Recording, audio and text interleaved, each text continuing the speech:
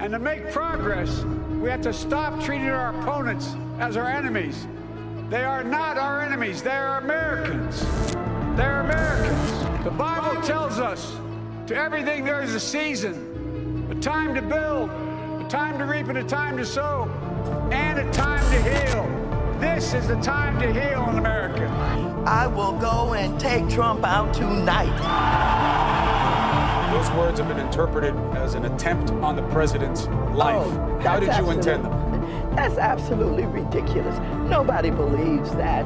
A 79-year-old grandmother. And if you see anybody from that cabinet in a restaurant, in a department store, at a gasoline station, you get out and you create a crowd. And you push back on them.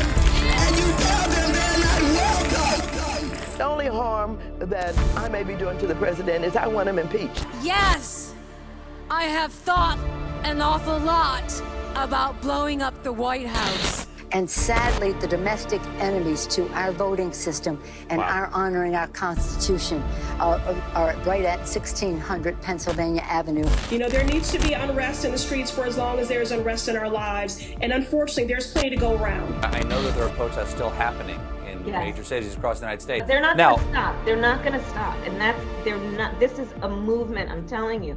They're not going to stop. And everyone beware, because they're not going to stop. They're not going to stop before Election Day in November, and they're not going to stop after Election Day. And that should be, everyone should take note of that on both levels, that they're not going to let up, and they should not. And we should. Because everybody's imagined themselves standing there with his head. I mean, maybe at least half the country. The Trump pinata had been sort of popular throughout California as many people were taking their frustrations out on these Trump pinatas, and they set it on fire. We can't just do rallies. We have to fight back. There will be casualties on both sides.